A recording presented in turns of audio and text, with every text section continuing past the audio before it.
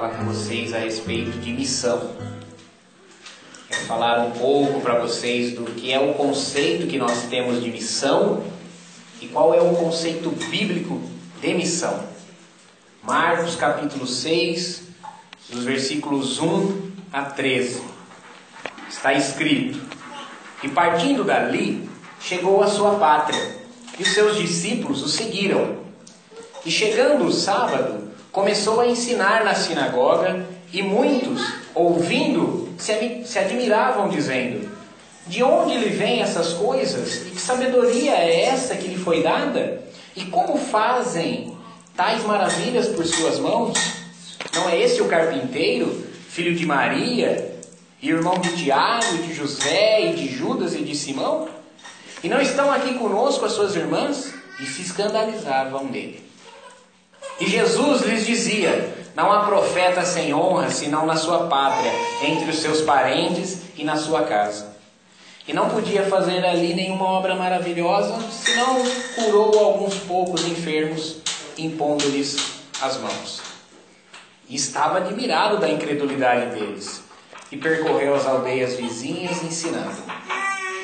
Chamou a si os 12 e começou a enviá-los de 2 em 2, e deu-lhes poder sobre os espíritos imundos. E ordenou-lhes que nada tomassem para o caminho, senão somente um cajado, nem alforge, nem pão, nem dinheiro no cinto, mas que calçassem sandálias e não vestissem 2 túnicas. E dizia-lhes: Na casa em que entrardes, ficai nela até partirdes dali.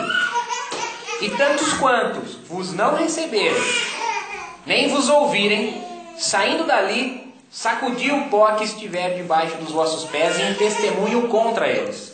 Em verdade vos digo que haverá mais tolerância no dia do juízo para Sodoma e Gomorra do que para aquela cidade.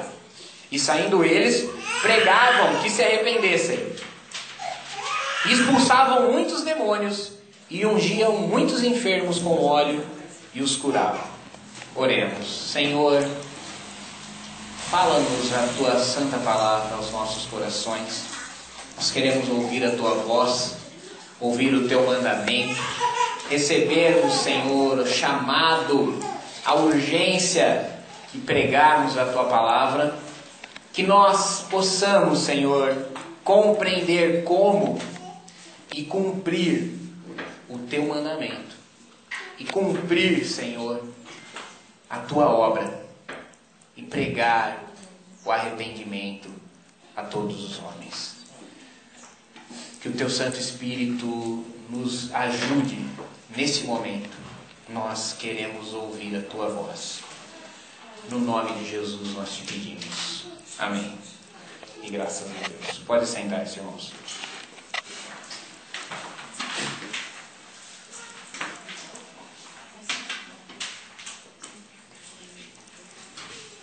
Bom, irmãos, o título desse sermão que eu vou pregar hoje para vocês é A Necessidade da Missão. Qual é a necessidade da missão? Quando nós falamos de missão, veja bem, a primeira coisa que nos vem à mente é aquele conceito de missões modernas que William Carey começou quando ele saiu de lá da Inglaterra e foi para a Índia pregar o Evangelho. Depois, mais tarde, o Hudson Taylor, também inglês, foi para a China.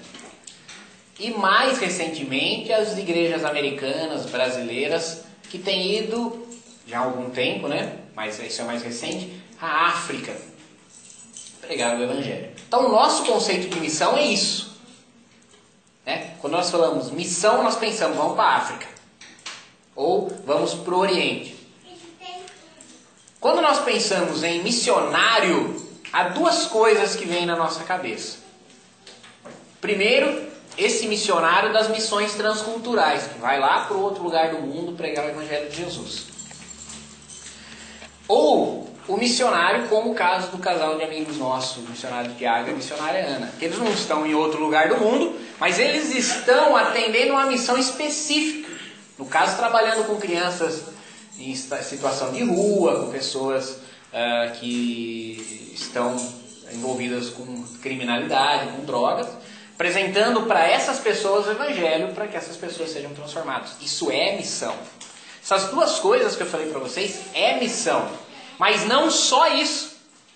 E não é essa a maior missão. Ir para os povos não alcançados e ir a uma missão específica, socorrer enfermos, socorrer pessoas carentes, é missão. Mas não é só isso que é missão, e missão é mais do que isso. Nesse texto aqui de Marcos 6, nós vemos o que Jesus dá para os discípulos como missão, que é para nós todos. Não somente para um missionário que tem um chamado específico, que recebe um comissionamento da igreja para ir num lugar distante plantar uma igreja. Não somente para um missionário que recebe um chamado específico e é comissionado e sustentado pela igreja para ir em uma missão específica, atender uma necessidade específica. Mas a missão, que é a missão da igreja. A missão que é a missão do corpo de Cristo, do qual todos os crentes têm parte. Que todos podem fazer algo. Essa missão que o capítulo 6 narra. O capítulo 6 conta para nós da volta de Jesus para Nazaré. Então ele vem vindo daquela viagem de Gadara, onde ele libertou o homem que tinha uma legião de demônios. E nessa passagem de Gadara por Cafarnaum, ele realiza 2 milagres, que foram os 2 últimos sermões que eu preguei, que é a cura da mulher hemorrágica e a ressurreição da filha de Lázaro, que nos dão 2 exemplos aí, demonstrações de fé. Mas Jesus não estava em Cafarnaum. Ele desceu do lago da Galileia, vindo de Gadara, passou por Cafarnaum, porque ele vai para Nazaré.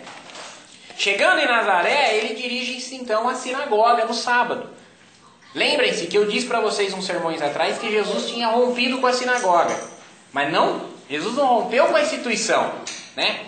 Jesus rompeu com a sinagoga lá de Cafarnaum, que o pessoal queria matar ele. Mas em Nazaré ninguém queria matá-lo, não é verdade? Tanto é que no capítulo 3 os seus irmãos vão para Cafarnaum, que eles falam, Jesus está ficando louco, vamos levar ele embora, ele está fora de si. Querem matar ele e ele está afrontando. Então ninguém queria matar ele em Nazaré. Então quando ele chega em Nazaré, ele vai para a sinagoga, a fim de testemunhar para eles, os moradores de Nazaré. Ele vai lá então para ensinar o evangelho do reino. Esse episódio, que vai do versículo 1 a 6, Jesus na sinagoga em Nazaré, precede a missão que Jesus dá aos 12, que vai do versículo 7 a 13. Nós vamos expor as 2 passagens. Jesus está lá, na sinagoga, ensinando. E a reação do pessoal em Nazaré e a situação das pessoas nas outras cidades da Galileia dão para nós os motivos, a necessidade de fazermos missões. Então, o primeiro motivo, irmãos, é por causa da incredulidade. A missão é necessária por causa da incredulidade. Versículo 3 diz que aquelas pessoas de Nazaré se escandalizavam em Jesus. A incredulidade das pessoas era a causa da reprovação, porque eles rejeitaram Jesus. A palavra que traduz-se aqui por escandalizavam-se nele, significa literalmente tropeçavam nele. Nele, na pessoa de Jesus, no entendimento que eles tinham de Jesus, eles caíam numa armadilha. Essa armadilha é a incredulidade. Escândalo aqui é tropeço, é erro, é interpretar mal. Os moradores de Nazaré faziam uma interpretação errada de Jesus. E não foi a primeira vez. Lucas 4, do 14 ao 32, é aquele primeiro ano de Jesus que o Evangelho de Marcos omite. Lá no comecinho, quando eu comecei a expor Marcos, eu disse isso para vocês. O Evangelho de Marcos começa a narrar o 2º ano do ministério de Jesus. O primeiro ano foi omitido. Esse primeiro ano está de João 1 até João 5. O final desse primeiro ano, que é narrado em João 5, ele é complementado num registro em Lucas, no capítulo 4, quando Jesus está pregando na sinagoga de Nazaré. Não é a primeira vez que Jesus está aqui. Quando Jesus está na sinagoga de Nazaré, é dado para Jesus ler um rolo do profeta Isaías, E Jesus abre o rolo do profeta Isaías e lê no trecho que está escrito: o Espírito de Deus está sobre mim, pois que me ungiu a apregoar liberdade aos cativos, dar visões aos cegos, anunciar o ano aceitável do Senhor. Jesus então encerra, fecha o rolo, senta no meio do povo, e as pessoas, ao verem a maneira com que ele leu esse trecho do profeta Isaías, ficam todos com os olhos fitos em Jesus. Então Jesus levanta-se e diz assim: hoje essa escritura se cumpriu no meio de vocês. Então isso foi um escândalo para eles. Como é que esse rapaz de 30 anos, que nós vimos ele desde bebezinho, que nós o conhecemos desde os 2 anos de idade, o filho da Maria, o irmão do Tiago, do José, do Simão, do Judas, como que esse rapaz está dizendo aqui no nosso meio que o Espírito de Deus ungiu, que ele é aquele de quem o profeta diz, o Filho de Deus, o Messias, o Salvador de Israel, e eles então queriam lançar Jesus de um precipício, queriam matar Jesus, expulsaram Jesus de Nazaré, e aí que começa todo o ministério de Jesus, porque Jesus é expulso de Nazaré, ele então agora vai até a Galileia, prega, faz os seus primeiros discípulos. Jesus está voltando aqui para testemunhar mais uma vez para aqueles que há 1 ano atrás o rejeitaram. Então a incredulidade, irmãos, é o primeiro motivo da necessidade da missão. Há incrédulos ali fora? Há incrédulos ali fora? Então é necessário nós cumprirmos a missão. Mas eles tinham testemunho de Jesus. Versículo 2, a pergunta que eles fazem é o seguinte: de onde lhe vêm essas coisas? Que sabedoria é essa que lhe foi dada? E como se fazem tais maravilhas por suas mãos? Então veja bem, irmãos, eles sabiam daquilo que Jesus tinha feito. João capítulo 4, os versículos 43 a 46, que é quando narra a saída de Jesus, antes desse encontro na sinagoga lá em Lucas 4, diz que, voltando para a Galileia, foi recebido pelos galileus, porque eles viram as maravilhas que ele realizou em Jerusalém por ocasião da festa da Páscoa. E alguns daqueles que estavam em Nazaré tinham visto quando ele fez água em vinho. Então esses homens, irmãos, sabiam, tinham testemunho. Eles falam: de onde vem essa sabedoria? Como é que ele faz sinais? Como é que ele cura essas pessoas? Então eles tinham testemunho de Jesus. Mesmo assim, eles achavam que sabiam mais sobre Jesus do que ele próprio testemunhava. Esse é o outro problema que nós temos. Além da incredulidade do povo, a presunção. As pessoas pensam que conhecem Jesus por aquilo que elas ouviram falar de Jesus, nunca por aquilo que Jesus fala de si mesmo. Talvez você já ouviu isso. Eu ouvi um vídeo do reverendo Augusto Nicodemos que ele fala assim: a pessoa chega para você e fala assim: ah, mas a Bíblia contém um monte de erros. Aí você fala assim: mas me mostra um. Mostra um erro da Bíblia para mim. E a pessoa fica parada. Sabe por quê? Porque ela ouviu falar que a Bíblia tem um monte de erros, mas ela nunca leu, ela nunca procurou os erros. Então essa presunção que existia entre os conterrâneos de Jesus também existe hoje em dia. As pessoas pensam que conhecem Jesus, elas pensam que sabem quem é Jesus, mas não com base naquilo que Jesus testemunha de si mesmo, mas com base naquilo que elas viram ou ouviram. Então é uma caricatura de cristianismo. É uma caricatura de Jesus, é uma caricatura do Evangelho. E, para nossa infelicidade, hoje em dia existem caricaturas institucionalizadas. Né? Existem locais específicos em construir essa caricatura de Jesus. Não é só fruto de uma ignorância popular. Não, tem lugares em que Jesus ele é ensinado às avessas, de trás para diante. Esses homens não viam. Esses homens viam quem? Viam aquele menininho que corria brincando na cidade de Nazaré, o filho da Maria. Mas eles nunca podiam ver em Jesus o Filho de Deus. De onde lhe vêm essas coisas? Eles diziam: não é esse o carpinteiro? Então eles só podiam ver diante dos olhos o Jesus carpinteiro. Muitas vezes, irmãos, quando nós testemunhamos Jesus para as pessoas, a incredulidade delas está fundamentada nessa... qual é a palavra correta? Está fundamentada nessa caricatura que eles fizeram de Jesus. Eles não têm fundamentos para não aceitar o Evangelho, né? É incredulidade que é o fundamento deles. Versículo 4, Jesus nos fala um provérbio, e aí nós ficamos pensando assim, mas qual que é o significado desse provérbio, né? Ele diz assim, ó: não há profeta sem honra senão na sua pátria e entre os seus parentes e na sua casa. Nós temos um provérbio popular no Brasil que é parecido com esse, não temos? Santo de casa não faz milagre. Mas aí nós ficamos pensando assim, meu Deus, será que Jesus quis dizer que é impossível alguém ter êxito em evangelizar os seus familiares? Porque Jesus diz isso 4 vezes. Os 4 evangelhos relatam Jesus dizendo isso em ocasiões diferentes. Não há profeta sem honra senão na sua própria pátria, entre os seus e na sua casa.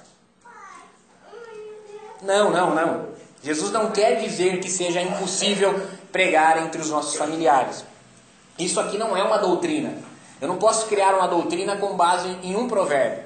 Mesmo que ele está repetido em 4 vezes, lá é o mesmo provérbio que Jesus está falando. Não há profeta sem honra. Mas ele está falando isso com base em quê? Na experiência pessoal dele. E a ênfase não é aqui na rejeição. Porque veja, só o camarada ali que não está se dando bem com o carro. Quando Paulo está lá com Silas na prisão, eles estão lá louvando no meio da madrugada, de repente um terremoto à meia-noite, as portas da prisão se abrem, e o carcereiro, quando vê que está todas as portas abertas, vão me matar, porque os presos vão todo mundo fugir, eu sou responsável pela guarda desses presos, vão me matar. O carcereiro pergunta assim, Paulo aparece e fala, não se mate, ninguém fugiu. O carcereiro fala assim, o que eu farei para me salvar? Paulo diz, crê no Senhor Jesus e será salvo tu e a tua casa. Então Jesus não está ensinando aqui que nós não iremos alcançar os nossos familiares. Não é. Também Paulo não está dizendo que todo mundo que se converter vai converter-se ele e a sua casa. O carcereiro especificamente sim, e outras pessoas também. Não estou fazendo doutrina nem em cima de um versículo, nem em cima de outro. Mas o que é que Jesus queria dizer então aqui? Esses provérbios, como eu falei aqui para vocês, santo em casa não faz milagre, mas é o que Jesus está querendo dizer, não existe profeta sem honra senão na sua pátria. Sempre existiram aos montes, tanto na cultura judaica quanto na cultura grega. O que Jesus está dando ênfase aqui é a palavra profeta. Não há profeta sem honra senão na sua casa. Porque ele está fazendo uma referência à mensagem que ele trazia da parte de Deus. Então, rejeitando a Jesus, os nazarenos estavam rejeitando a Deus. Rejeitando Jesus como Messias, eles estavam rejeitando a salvação de Deus. Eles tinham visto os milagres de Jesus. Então, irmãos, possivelmente a familiaridade que eles tinham com Jesus, conheceram desde menino, impediam eles de ver Jesus como o Filho de Deus. Só conseguiam ver o filho da Maria, que trabalhava com carpintaria. Então eles tinham visto os seus milagres, possivelmente eles sabiam as circunstâncias milagrosas do nascimento de Jesus, porque eles falam, não é esse o filho de Maria? Eles não falam, não é esse o filho de José e Maria. Então eles sabiam que Jesus era filho só de Maria. Talvez eles soubessem da história da anunciação do anjo, do nascimento miraculoso de Jesus. Mas com todo esse testemunho que eles tinham de Jesus, a incredulidade os fazia tropeçar. E o texto diz que por causa disso Jesus nem pôde fazer ali milagre algum, senão curar alguns poucos enfermos. Não quer dizer que Jesus tentasse curar alguém, mas que ele fosse impedido pela incredulidade, então via-se incapaz. Jesus é o Deus onipotente. Ele faz o que ele quiser. Alguém já falou assim? Se você não abrir o coração, Deus não vai operar, porque Deus é gentil. Não. Paulo estava indo a caminho de Damasco, Paulo era obstinado, levava cartas com aspirações de morte contra os cristãos, e quando Deus o quer converter, Deus o fere, o faz cair por terra, e ainda diz assim para ele, Jesus: Saulo, Saulo, duro é para ti recalcitrares contra o aguilhão. Jesus está dizendo: Saulo, você é um boi bravo, mas eu tenho um espeto, e eu te firo até que eu te amanso. Então, Jesus não pôde fazer milagres em Nazaré, não porque a incredulidade das pessoas impediu. Não é isso. É que as pessoas não tinham fé suficiente para levar enfermos até Jesus. Veja o caso do paralítico que entrou pelo telhado, lá no capítulo 2. 4 homens vêm trazendo um paralítico, Jesus está numa casa abarrotada, não tem como entrar, eles pegam esse homem, levam no telhado, abrem um buraco, desce o homem até o lugar onde estava Jesus. O texto diz que Jesus, vendo a fé que havia neles, então a fé os fez tomar essa atitude drástica de destruir o telhado de uma casa e descer um enfermo diante de Jesus. Em Nazaré não havia essa fé. Em Nazaré uns poucos enfermos foram até Jesus, por isso ele não pôde fazer mais. Irmãos, nós precisamos trazer as pessoas a Cristo. Nós precisamos trazer como aqueles 4 malucos lá que subiram, destelharam a casa e trouxeram. Não como os de Nazaré, que não trazem as pessoas até Jesus. A incredulidade é a primeira necessidade da missão. Porque existem pessoas que não acreditam. Nós precisamos fazer missão. Ainda não falei até agora para vocês que é missão, né? Mas fica tranquilo que eu vou falar. Mas porque há incrédulos, pessoas céticas, nós precisamos fazer missão. Versículo 6 diz que Jesus estava admirado então do ceticismo deles. Olha, o Deus onipotente e onisciente admirou-se de como eles eram incrédulos. O Senhor tinha que ter encontrado ali maior fé, mas na verdade ele descobriu uma forte incredulidade. 2 coisas na vida de Jesus lhe causaram admiração.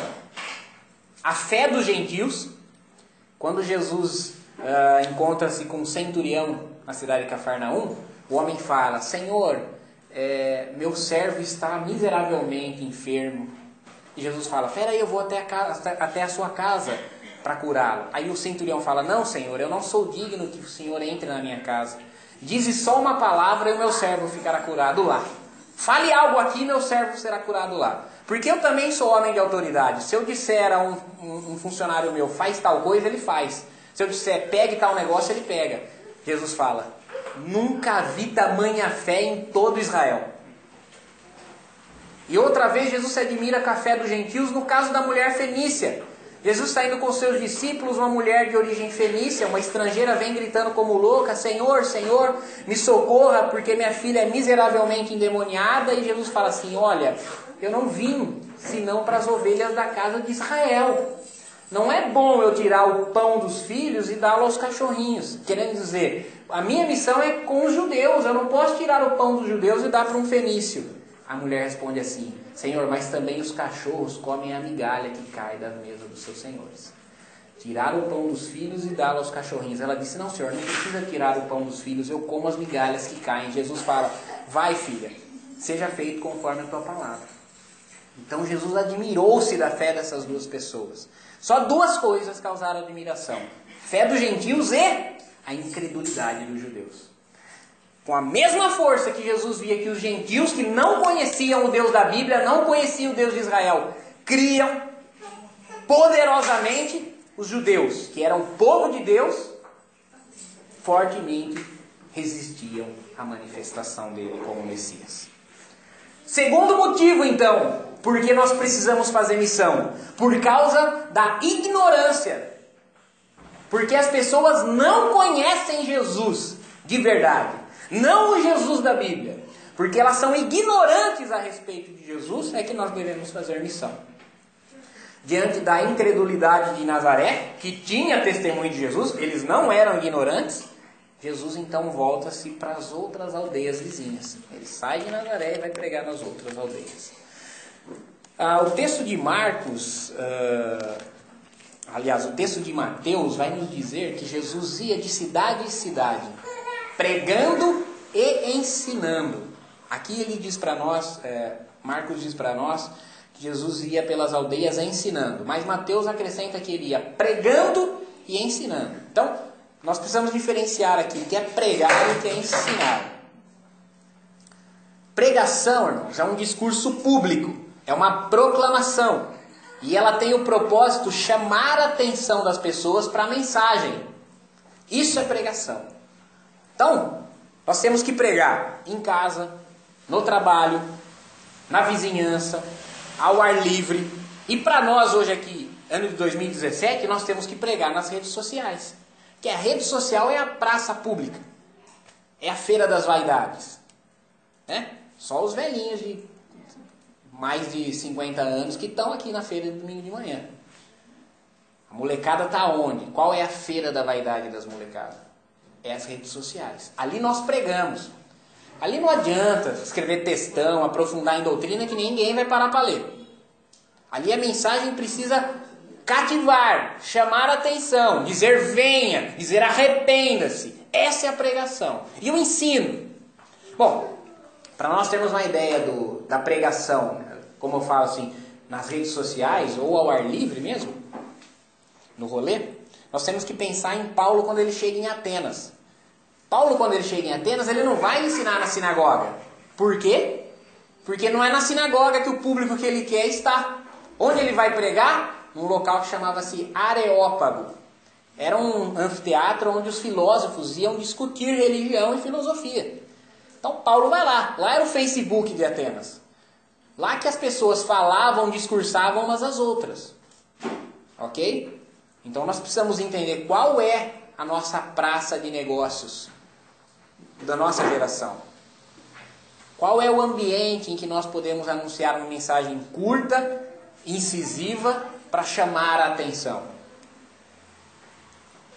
E ensinar. O que é ensinar, então? O ensino já é pregação é um discurso público. O ensino é o discurso particular. É o discipulado. Ensinar é compartilhar conhecimento. É instruir. É explicar. Ensinar, obviamente, demanda maior conhecimento do instrutor do que pregar. Pregar demanda menos conhecimento, proclamar. Então, ensinar demanda didática. Uma das obrigações que Paulo diz para Timóteo observar quando ele for ordenar alguém ao ministério é que seja apto a ensinar. Ok? Então nós temos, irmãos, que servir-nos de ferramentas que nos facilitem cumprir isso. Nós temos que nos valer de toda ferramenta que nos facilite pregar e ensinar. Há 500 anos atrás, esse ano aqui nós estamos comemorando 500 anos da Reforma Protestante. Providencialmente, naquela época, no século XVI, Deus usou a vida de um homem que não era padre, que não era monge, que não era teólogo, que era um simples inventor. Quando nós pensamos em reforma, nós pensamos em quem? Lutero, Melancton, Calvino, Zwinglio, não é verdade? Nós pensamos nos pregadores da reforma, ou até em pré-reformadores e tal. Mas na verdade é que Deus levantou providencialmente a vida de um inventor, que foi quem revolucionou a reforma protestante. O nome desse homem é Gutenberg. Ele inventou a prensa de tipos móveis. Então, antigamente você escrevia um tratado teológico ou um discurso religioso a punho. Uma cópia. A Igreja Católica confiscava, tacava fogo, acabou a sua obra. Anos de obra foram queimados. Agora o Gutenberg inventou uma ferramenta que eu escrevo um tratado teológico e copio aos milhares, uma atrás da outra. Eu imprimo aquilo aos milhares. A igreja rouba alguns milhares e ainda restam outros milhares e eu copio mais. Quem mais foi usado por Deus no século XVI para revolucionar a igreja foi o Gutenberg. O Mark Zuckerman, que é o dono do Facebook, irmãos, ele é ateu. Mas ele pode dar para a igreja de Deus uma ferramenta. Com certeza, os acionistas do Google não são cristãos evangélicos. Eles podem até procurar censurar e atrapalhar a maneira de nós nos comunicarmos. Essa é a nossa imprensa. Nós não estamos mais no século XVI. Ninguém para ler um folhetinho com 50 letras, ninguém para ler um texto. Se você tiver que clicar no continuar lendo lá no Facebook, você já não clica e não termina de ler o texto do camarada. Não é verdade? Eu sou assim. Tem que ser um negócio muito bom. Se eu tô lendo 3 parágrafos, aí tem lá o simzinho lá, continuar lendo, eu dou uma clicada. Se descer muito a tela, eu caio fora. Eu não gosto de textão. Então hoje nós precisamos entender qual é a mídia. Isso é providencial. Não é o Mark Zuckerman não, que é Deus. Isso é a graça de Deus, usando um ateu para dar-nos uma ferramenta. E nós temos que ter cuidado, entender a linguagem dessa ferramenta. Mas é isso, irmãos. Nós temos que nos servir disso. Lógico, quando eu falo em redes sociais, estou falando de pregação, anúncio, proclamação, coisa rápida. Mas nós também temos que nos valer de ferramentas para o ensino. Confissões de fé, catecismos, escola bíblica, tudo que for preciso para explicar, porque aquela pessoa que virá pela pregação precisa ser instruída com a verdade. Então Jesus, diante desse cenário, a rejeição dos de Nazaré, a incredulidade deles, a ignorância dos outros moradores das outras cidades, ele chama os 12. E o texto diz no versículo 7, começa a enviá-los. Essa é a missão. Chegamos à missão. Jesus começa a enviar então os seus 12. O segundo estágio da viagem foi quando Jesus chama os 12 e eles eram o quê? Apóstolos. Por quê? Porque eles eram enviados. Eles eram apóstolos porque eles eram enviados. A palavra só quer dizer isso. Enviados. Jesus chama os 12 e manda eles. Provavelmente essa fase aqui é a primeira vez que eles iriam sem a presença de Jesus. Jesus começa a mandá-los, Jesus não vai com eles. Então, irmãos, no nível de treinamento deles, esse é um passo mais avançado. Até agora eles estavam sempre com Jesus, ouvindo as parábolas, vendo Jesus fazer os milagres, mas agora Jesus fala, vão vocês. E eles têm que ir, e Jesus vai ficar ali, em Nazaré, esperando.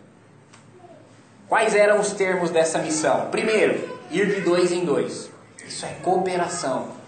Sozinho ninguém consegue fazer nada. Sozinho ninguém consegue influenciar nada. É um grande problema na igreja evangélica mundial, mas na brasileira, porque nós estamos aqui no Brasil. É o espírito de competição. As pessoas veem o incrédulo como o público e o evangelho como o mercado. Então a igreja A compete com a igreja B para ver quem vende o evangelho melhor para aquele cara. Não é isso que os 12 estavam fazendo.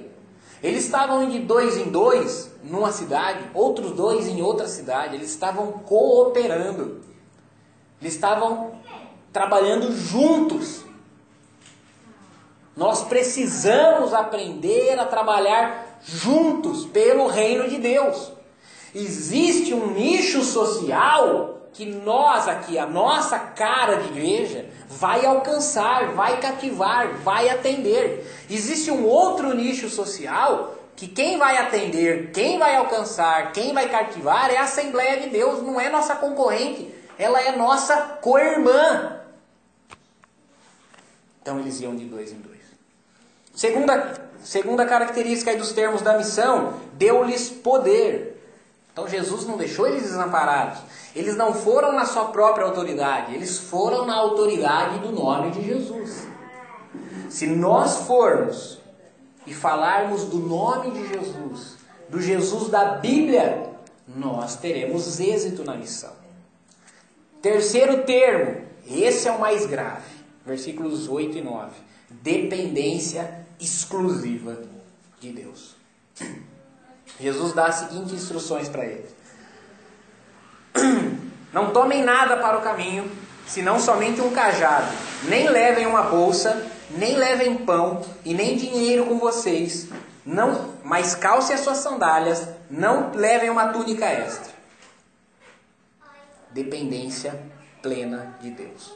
Nós não devemos, irmãos, gastar as nossas vidas ajuntando provisões terrenas como uma condição para cumprirmos o ID. Não espere até que você tenha juntado muito dinheiro para ir à missão. Deus te enviou, Ele que te enviou também vai te sustentar. A respeito disso, eu ouvi essas semanas atrás uma entrevista que o Douglas Gonçalves do Jesus Cop faz com o Hernandes Dias Lopes. E o Douglas pergunta assim: reverendo, como que foi a experiência do chamado do senhor para o ministério? E aí o reverendo fala: quando eu tinha 19 anos, eu cheguei no meu pastor e falei assim: olha pastor, agora eu vou fazer uma faculdade, talvez engenharia ou administração, vou arrumar um emprego bem bacana, vou estabilizar a minha vida. Aí daqui uns anos eu quero fazer teologia, porque eu quero aprender mais de Deus. O pastor dele interrompeu ele na hora e disse assim: você está dando o resto para Jesus? Jesus quer você agora, com toda a sua vida.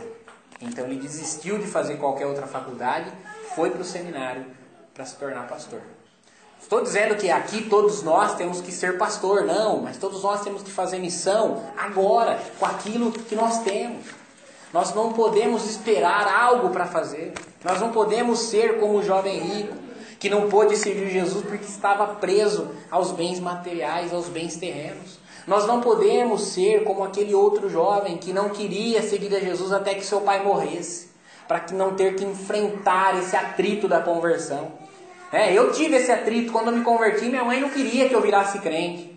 Minha mãe queria que eu nasci católico ou morresse católico. Aí eu falei que eu ia virar crente. Ela falou: você vai virar crente igual você fez academia, 2 anos e parou. Igual você fez aula de violão, 2 anos e parou. Igual você fez Kung Fu lá, 2 anos e parou. Você vai na igreja, daqui a um pouco você para. E já fazem 10 anos. Né?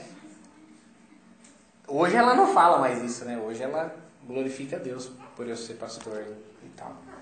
Mas nós precisamos ir. E Jesus falou: vocês não levem nada. Vocês vão entrar numa casa que seja digna de recebê-los. E fiquem ali. O Evangelho de Mateus acrescenta essa instrução de Jesus que digno é o obreiro do seu alimento. Então vocês vão trabalhar, então Deus vai alimentá-los. Deus vai prover.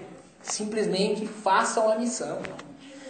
Versículo 10 ele diz: hospedai-vos numa casa. Irmãos, Jesus está dizendo: não fiquem para lá e para cá, mas procurem um ponto onde vocês possam trabalhar e desenvolver o discipulado, desenvolver o ensino.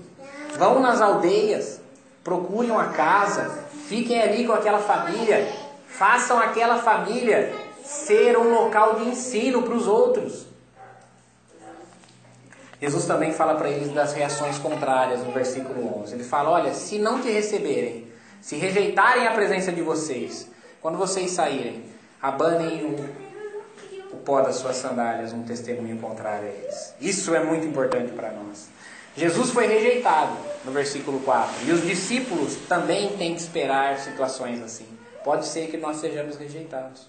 A respeito disso, Jesus disse outra vez: não joguem as suas pérolas aos porcos, não deem coisas santas para os cães.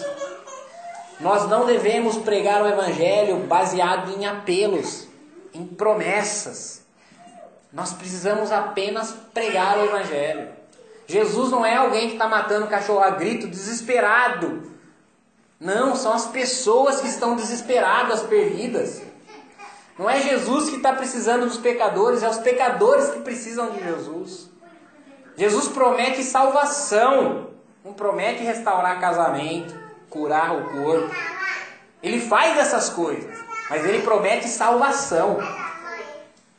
Tito 3,10, Paulo fala assim para o Tito: olha, ao homem herege, Tito, ao homem herege, ao homem que distorce a palavra, fale com ele umas 2 ou 3 vezes. Depois disso, evita-o. Não se prenda em discussões à toa, genealogias intermináveis. Tito 3,10. Jesus falou: se alguém não aceitar vocês, sai da cidade, sacode o pó das sandálias. O que significa isso? Isso era um gesto comum dos judeus, não temos que fazer isso. Eu bater a sandália, o cara vai achar que eu estou louco, né? Os judeus entendiam isso, né? Se você sacudisse o pó das suas sandálias ao sair de uma cidade, você estava dizendo que aquela terra era impura. Você não queria levar nem a terra do local com você. Nós estamos falando do Evangelho para alguém, a pessoa pensa que sabe mais do que a Bíblia, abandona o cara. Para de perder tempo discutindo com a pessoa. Né? dá testemunho da reprovação dela, evita-o. Isso que Paulo falou para o Tito. Está falando com o cara, ele está insistindo na heresia, deixa de mão, evita, sacuda o pó das suas sandálias. Haverá mais rigor com essas pessoas do que com Sodoma e Gomorra no dia do juízo. Jesus não está comparando com qualquer pessoa. Jesus está falando que esses caras vão sofrer mais que o Hitler no juízo. Por quê? Porque Sodoma e Gomorra não tinham o testemunho da palavra. Esses caras têm e desprezam. Esses caras têm e rejeitam. Agora eu vou chegar no conteúdo da mensagem para nós podermos saber. Versículo 12. E saindo eles, debaixo dessas ordens de Jesus, pregavam que se arrependessem. Essa é a missão, irmãos. Nós precisamos pregar o arrependimento. Nós precisamos falar do pecado que está levando as pessoas para o inferno. Nós precisamos falar para as pessoas que a culpa do casamento delas estar em uma ruína é o pecado. Que a culpa da vida financeira delas estar destruindo é o pecado. É a avareza, é a ganância. Nós precisamos falar para as pessoas que a culpa da injustiça social, da fome, da miséria, da exploração, do trabalho escravo é o pecado. Não é outra coisa além do pecado. Eles saíram e pregaram, arrependam-se. Essa é a nossa missão. Não espere que alguém derrame 1 litro de óleo na sua cabeça, te unja, te consagra numa cerimônia pomposa. Não espere ter um microfone atrás da sua boca, na frente da sua boca, num púlpito de igreja para pregar, arrependam-se. Você precisa pregar. Você precisa pregar na sua casa, você precisa pregar no seu trabalho, você precisa pregar para os seus vizinhos, você precisa pregar para os seus colegas de rede social. Arrependam-se, arrependam-se, mudem o comportamento, mudem o entendimento, caiam em si, arrependam-se dos seus pecados. Isso é missão. Ir na África também é missão. Ir e atender uma demanda social também é missão. Mas isso é só parte da missão. A missão principal é pregar o arrependimento. E é isso que você tem que se perguntar. Se você está fazendo. Se quando alguém vem reclamar da vida para você, você mostra para ela que o problema dos problemas da vida é o pecado da humanidade. Se ela já está vivendo o gozo de servir a Jesus. Se ela já arrependeu-se. Se ela crê em Jesus para a salvação. Porque o consolo, irmãos, para tudo isso que há no mundo, e pode e provavelmente vai piorar, é somente a certeza e a esperança da vida eterna. Porque nós vamos ver, os dias vão avançar e nós vamos ver pais matando os filhos e filhos matando os pais. Mas Paulo nos diz, e é Deus falando para nós, eu estou certo que essas aflições do tempo presente, bandido estuprando criancinha, as aflições do tempo presente, políticos roubando descaradamente, as aflições do tempo presente, jovens nas drogas, nos pensamentos de suicídio, todas as aflições do tempo presente, não são para se comparar com a glória que em nós há de ser revelada. Ninguém vai ser consolado das drogas, do suicídio, do abuso sexual, da ideologia de gênero, da corrupção, a menos que eles arrependam-se dos seus pecados e entendam que eles podem viver uma vida com a esperança da vida eterna. Foram e pregaram que se arrependessem. Qual é o resultado da missão, então? Versículo 3 diz que pregavam que se arrependessem e expulsavam demônios e ungiam enfermos e curavam. E expulsavam demônios e curavam enfermos. Eles não foram para expulsar demônios. Eles não foram para curar enfermos. Eles foram para pregar o arrependimento. Mas essas pessoas que ouviram do arrependimento também puderam receber milagres de Deus. Uma observação aqui. Versículo 13, irmãos. Essa unção é uma unção medicinal. Não é uma unção ritual. Ninguém ungiu o cara para ele ser curado. A unção aqui é medicinal. Deu um unguento, pôs remédio numa ferida, orou e a pessoa ficou curada. Só há o relato desse procedimento aqui e em Tiago 5, quando fala: está alguém doente na igreja? Chama os presbíteros, eles vão ungir com óleo, a oração da fé salvará o enfermo e se houver pecado, ser-lhe-á perdoado. A unção aqui é uma unção medicinal, não é uma unção ritual. Tá? O óleo de unção não tem poder nenhum. Essa era a missão dos 12. Ela é diferente, ela é chamada de a pequena comissão. Ela é diferente da grande comissão lá de Mateus 28 e Marcos 16, que nós conhecemos. Ide por todo mundo, pregai o evangelho a toda criatura, fazei discípulos de todas as nações. Porque aqui eles ainda não entendiam completamente como era a missão de Jesus, de morrer, ressuscitar para a salvação. Eles ainda estavam pregando a vinda do reino de Deus. Então essa é só a pequena comissão. E nós estamos cumprindo a nossa missão? Nós estamos pregando o arrependimento? Nós precisamos, para conseguir pregar o arrependimento e fazer a missão, cooperar. Eles foram de 2 em 2. Nós precisamos cooperar. Vocês precisam cooperar comigo. Eu preciso cooperar com vocês. Nós precisamos de uma dependência exclusiva de Deus. Nós não precisamos de mais nada além da palavra de Deus. Nós não precisamos de mais dinheiro. Nós não precisamos de mais estrutura para pregar o arrependimento.